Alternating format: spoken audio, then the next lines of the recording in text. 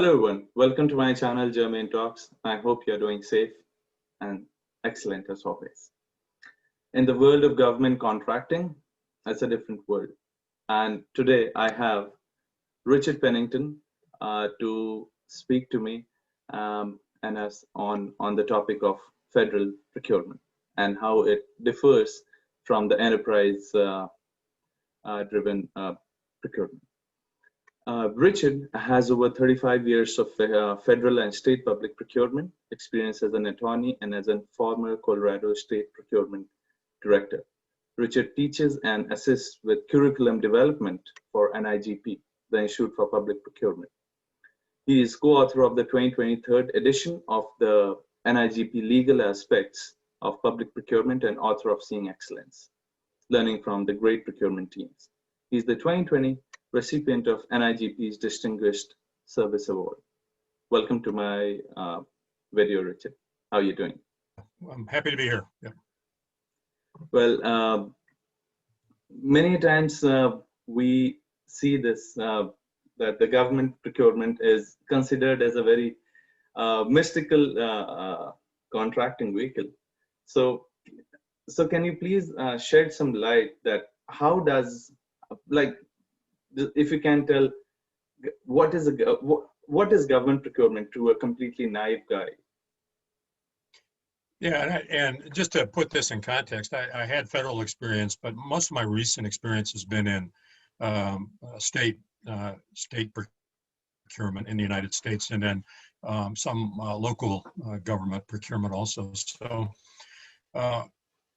it was an interesting question when you pose that, because we don't often think of that because we live with it every day. But I've got a few differences. I think the main one that most people are familiar with is our procurement and contracting, the process is really governed by law, unlike most commercial enterprises or industry. And we have, for example, competition requirements, both at the level in the Department of Defense and the U.S. and the federal government and state and local. But if I had to dig a little bit deeper than that, because of that, we try to promote equity in what we do in all government procurement in the United States. And so, for example, one of the things that looks a lot different is the way we negotiate to get to procurements. They tend to be a lot more structured. There's equity considerations and fairness considerations. For example, policies against strict auctioning, policies against disclosure of technical solution competitors. We have policies we teach called technical leveling, meaning you can't help one to overtly to get ahead in a competition and gain an award to the exclusion of others. That's unfair. So I think that's probably the main difference that people outside see is our laws that govern publication of opportunities for the most part, and a process for competing those. Okay. Well, yeah, like I said, it's very it's a very esoteric kind of a place, government, because government is ordering benches for people to sit in a park, till nuclear submarines, to airport, and to missiles, bombs, and everything, like universities. One thing on that government procurement is mostly driven by our senators, by politicians. And all of us know that the politicians are very headline hungry people. So generally I've seen that whenever, like, irrespective of whether it's government here in the US, Canada, India, wherever, it's always headline driven, that one guy comes up to the podium, says in all grandstanding that I have sanctioned $400 million of university development, like there would be a university built. So why there is so much of attraction and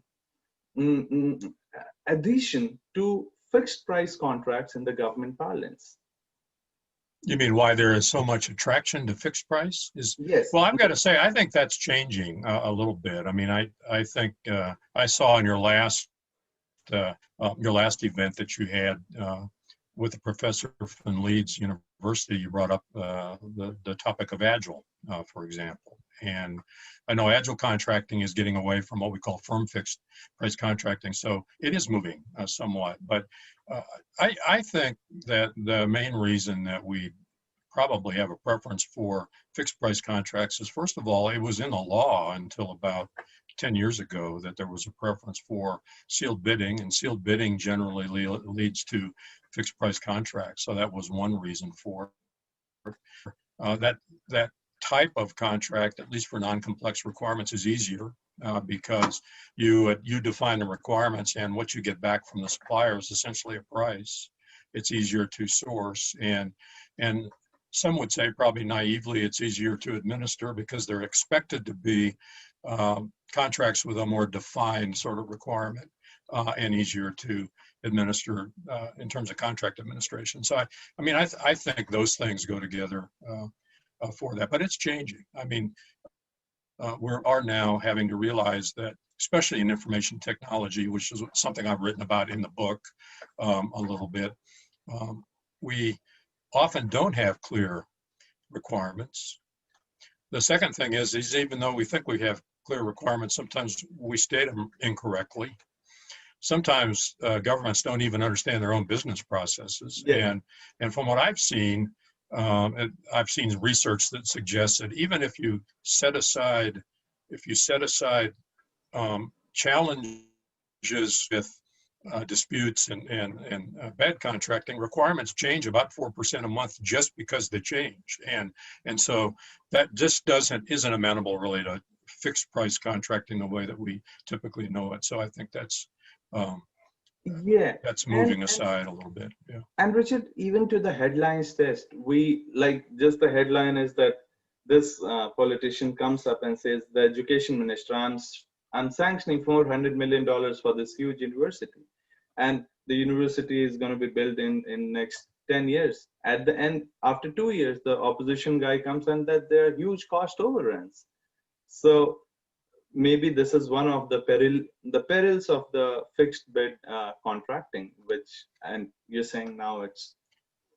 Yeah, and it's moving into, I think, Manisha, a best value approach, so that the actual price is not quite as emphasized as highly. You're now looking for technical solutions. You're looking for contractors that have experience. You're looking for contractors that understand risk and how to mitigate risk. So I think that is changing. But let me just talk about the political side. I mean, everybody's got politics. I used to advise large suppliers that had to live in a business environment where there was a lot of attention paid to whether or not they were treating local suppliers properly. So it's not just in the government. I think the government has that more. We have economic policies like small business development, disadvantaged business enterprise development, resident bidder status, and the example you gave is an example of that and explains it.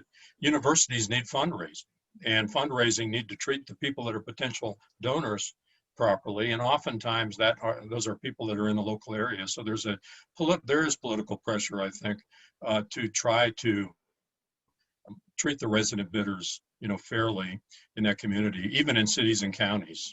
That's true, and we saw it in the federal side. I haven't been in federal now for over 20 years, but with the recent tanker award and the bid protest on the tanker, where there was competition between Boeing and Eurobus. I mean, it was largely political, and it's an environment that is different. For government, we have to weave our way through that, and some large companies too, frankly. Okay. Like I am from the enterprise world, so what would be top 2 or 3 exports which I should take from a government procurement best practices, which I can imbibe as an enterprise contracts professional? Yeah, and let me first start by saying the one good thing about government is it's pretty transparent. So unlike large suppliers, you can't go on the internet and figure out about what all of the different competing companies are doing on this. So I would say there is an opportunity to look at solicitations and even the resulting contracts to get some ideas. Let me let me just say that in my state experience and the local governments also, we do what the federal government calls commercial item procurement, meaning we largely try to mirror the practices that we're encountering in industry, because it's cheaper in the long run. I mean, it's more cost effective to be able to not have companies changing too much. You know, the federal government and the federal acquisition regulation different. They have a set of requirements from the federal level that you pretty much have to use. In the state and local side, which I've had more experience with lately in teaching, not so much. The problem on the state and local side, of course, and this isn't a best practice, this is just a reality. The trouble there is variation. There are so many different laws and terms and conditions and those things, and that's something we talk about on the state and local side in particular. But let me give you a couple of places where I think you might be able to learn. Contrary to supply chain, which governments typically don't have a lot of experience with, and logistics, because we want the single prime contractor to deal with all that. And I will say parenthetically, that's changing in the last 6 months too, because now we realize that an enforceable contract isn't the thing that you live by. Now we're worried about finding materials and the supply chain breakdowns and things that, availability of the personal protective equipment and the rest of that. So I think we're going to be looking to industry to educate us more about the supply chain parts of all this and how we deal with that in the context of the relationship and contracts. So I'm going to set that aside, but say that we probably share some of the socioeconomic policies, at least in sustainability. And governments have been dealing with that for a long time, some states more so than others, but things like labor standards and certifications of those types of overseas, and green and environmental sensitive procurements. So you are going to see some things if you look on some of the public procurement sites that are pretty good on sustainability. There's a group called the Sustainable Purchasing Leadership Council that largely is made up of governmental entities. It's fairly well respected, that is leading the way on sustainability and procurement for sustainability and contracting. I think as businesses start to see that there's a competitive value in sustainability initiatives, I think you might be able to learn from some of the state and local. The other thing that I think they're doing now quite well, and this is fairly new, that we have something called challenge-based procurements, and I'm just a witness to this, but it's sort of a performance-based contracting on steroids, where you go out with a general problem, usually in just a matter of pages, and invite suppliers to come in with solutions to that. And so we've been doing performance-based contracting and solicitations for quite a while now. I know the federal government's been doing it for 30 years, but this is even one step beyond that. And it's inviting solutions to problems that we often don't even know how to frame in terms of the requirement to do a traditional RFP. Those are happening now nationally. States are doing them. Some of the larger metropolitan areas are doing them. I think companies that can learn from that in terms of how to frame those kinds of requirements. And a third one, I think, is one of the things I think that the states and the local governments in particular are doing well is cooperatives, and they are having to scale these at a national level, put in terms and conditions in contracts like, some people call them blanket purchase agreements. We used to call them in NASPO Value Point. The company I used to be counsel for used to call them master agreements, but they're contracting approaches to allow a variety of using entities to use it and still accommodate their laws, and the cooperation that goes into that throughout the various types of national cooperatives. Most of those are published on site. I know that are on the website. NASPO Value Points are all there, and I think you can get some ideas there in terms of how to structure those sort of large even in enterprise agreements, but agreements where you've got a multitude of locations, different policies and the rest of that. That's probably a best practice. So I'll stop there. I see you have a thought on your mind, Manish. So, okay. So go ahead. I wanted to interject there that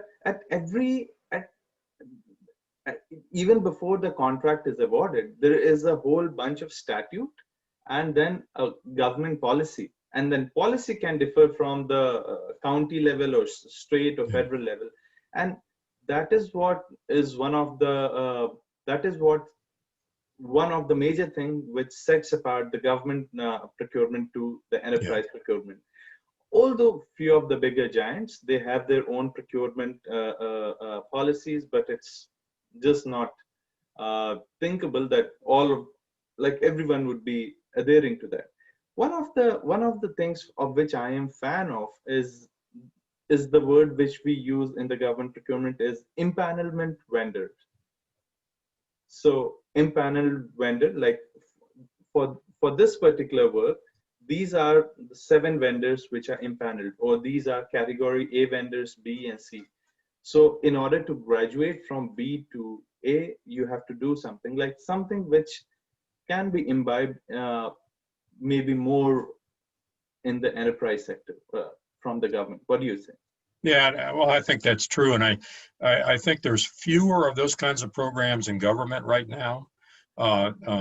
Some of them may have things like mentor protege programs that allow small businesses to team up with large businesses, and then have some kind of a preference granted in terms of awards until they graduate. The federal government has that. But Manish, the problem is they're so resource intensive, and once you start down that road as a state or large municipality, you also start attracting the visibility from lawyers and the people that are trying to monitor that program to make sure it's fair, because you do have occasional instances when companies sort of play games with those rules, and whether they're small and whether they have the requisite participation by small businesses or disadvantaged business maintain the status, that happens. And all of those things, to make them fair, you have to have resources behind it to enforce those things. So I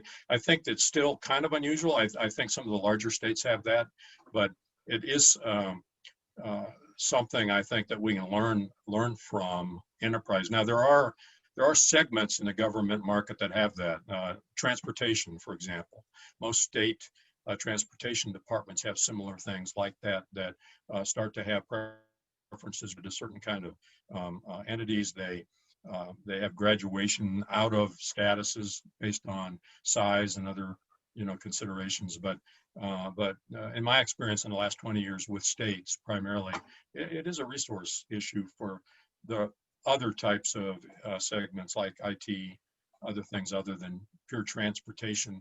Oh, by the way, pure transportation policies are largely driven by the federal government, who gives us the money, and then what comes with that, of course, is going to be some of the policies we have to enforce. Okay. Another question of mine, Richard, is that in the government procurement we are working on taxpayers' money. We are spending taxpayers' money. So we have a sense of duty in terms of to save it and to protect it, and to. So the thing is that in order to enforce that, the contract completion is governed very tightly in terms of the government.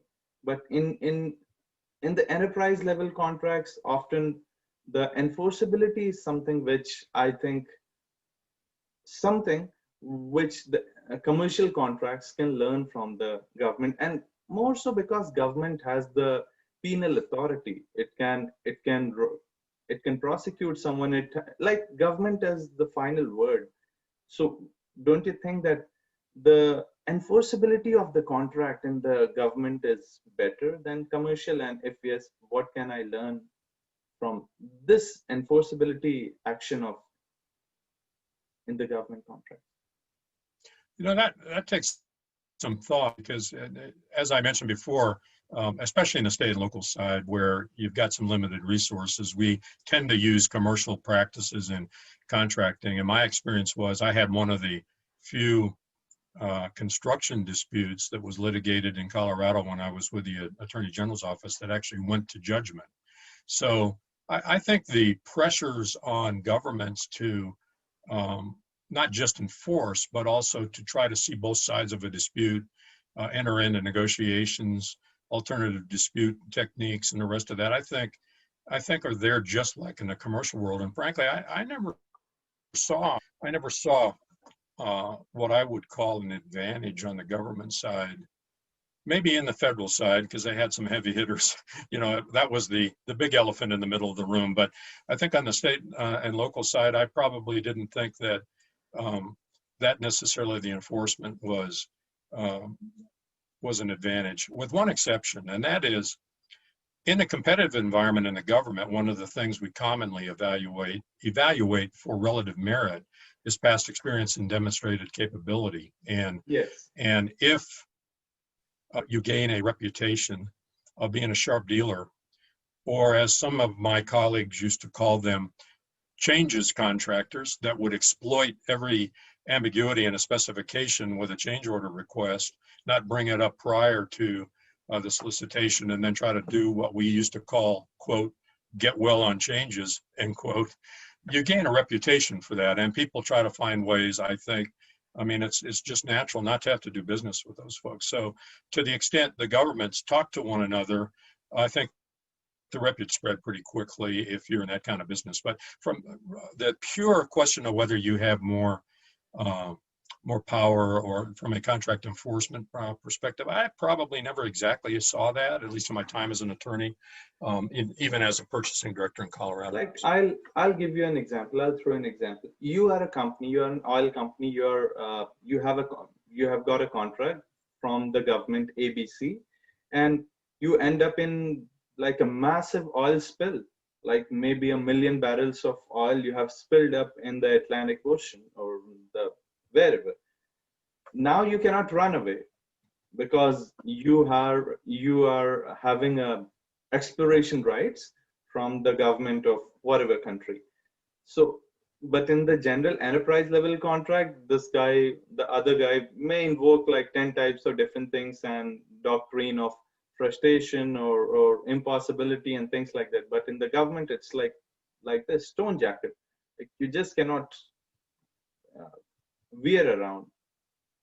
Yeah, although that size of a contract that reaches that kind of political visibility is kind of rare in at least state and local side. But I agree with you. I mean, there are going to be levers that the government has that can be unintended consequences of a performance dispute, and the government sort of owns those. And that's a power lever, I think, that doesn't exist in many other, enterprise contracts. I agree with that. It's a good point. Yeah, and especially when we are doing, as you said, that contracts which have more political visibility, or in the healthcare sector or petroleum sector, you're dealing with the government of India or government of Canada. The enforcement of the government becomes a big thing.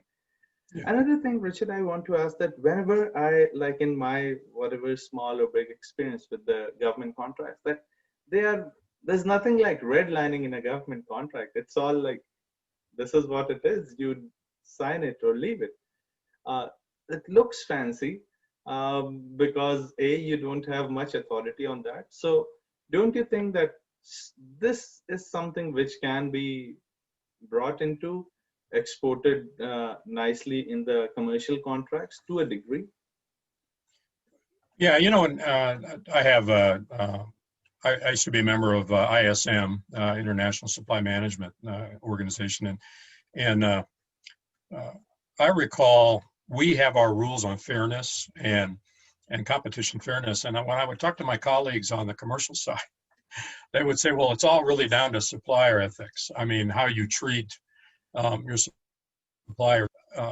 So I always felt a little naive when I would suggest that, there are some methods to make these things fair in terms of participation.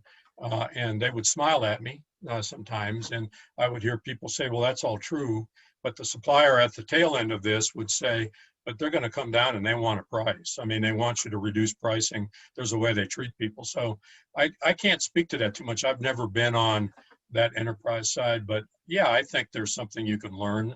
Just start with the guiding principles in public procurement.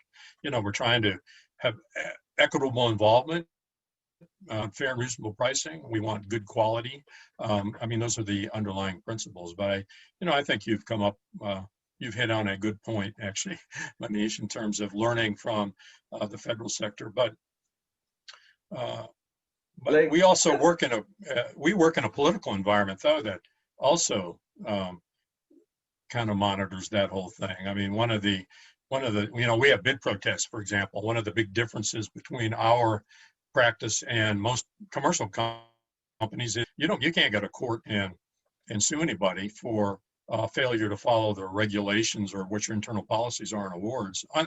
That's different generally in both in Canada and the United States. There are avenues for complaints, and there are some people that don't like that from a government perspective. But we often tell people, there's going to be a protest by an unhappy supplier, and if it's not in a process, it's going to be to an elected official. Would you rather it went there, or would you rather it went to your own process? It's a difference that we have to try to oversee fairness in the process that other companies, really, commercial companies and enterprises, don't have to deal with. So, but I think you're right. I think you're onto something. I think there are principles that we follow that could be good guiding principles for business.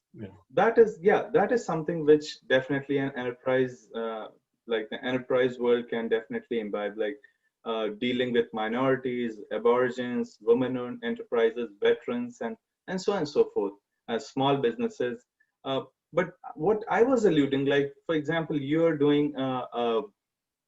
bidding for a contract with Government of India, and Government of India says that the payment cycle would be, the payment terms would be 180 days, and the currency would be, say, maybe Indian rupees. Now, more or less, that's like written in stone. Yeah. I'm just saying Government of India is an example, but most of them, that is what I was alluding to in terms of the rigidity of the contract. And there's a continuum there, Manish. I mean, the federal government is pretty much written in stone. As you move down through the state level, some is written in stone, some is not. And then you get down to the other levels of government. There is usually a fair amount of flexibility on what can be negotiated, which makes that a challenge for procurement professionals, where they can't point to something and say it's written in stone. I mean, I'll give you an example. I wrote for the American Bar Association a paper. It's 10 years ago now. It's probably still good law. But the one thing that is pretty much written in stone is governments can indemnify contractors for third-party liability arising out of contract performance. That's pretty much written in the financial laws of most states. But as you get away from that, like limitation of liability and especially on terms and conditions, it's not near as prescriptive as the federal government in the United States. May be different in Canada. I've not practiced there, but once you get out of the federal government and the United States, there is a fair amount of flexibility on terms and conditions negotiation. The thing is that the government by nature is always open to information. Like, I'm a normal citizen. I can go ahead and access the information. So there can be something which is like confidential trade information or your IP rights or something. If the contract is drafted poorly, I can go ahead and access the whole thing. And as a normal citizen, I have right to know what is the contract between the transit operator of my city with the government, and so on and so forth. So isn't it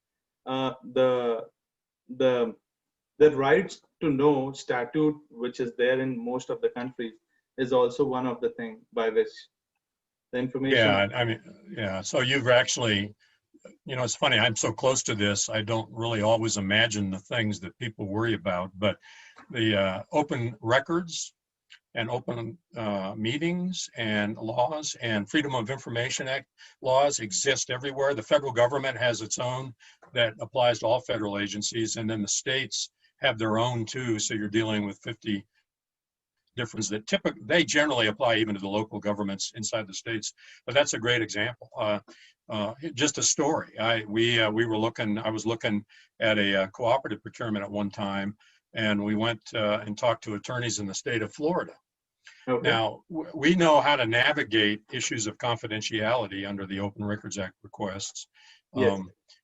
That's fairly easy, but Florida has a judicial opinion that says that under its open meetings laws, the meetings of the evaluation committee in an RFP are open meetings. Now think about that. So you're expecting the evaluators to get together and have a candid discussion about weaknesses and strengths when there's a people around able to observe this. And so every now and then we'll get something that, oh, that's a tough one, yeah. So Florida has they've created a new type of solicitation kind of address that. That's a kind of an aberration. That's not closing remarks on the best thing which people can learn from the government, because government is the biggest litigant in the world and the biggest contracting body.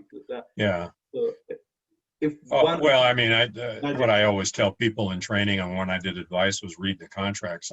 You pretty much have to read the specimen agreements to see if there are things you can live with on those agreements. I will say a couple things that are helpful. There's two in terms of unraveling the mystery and the complexity, as you call it, to government contracting. So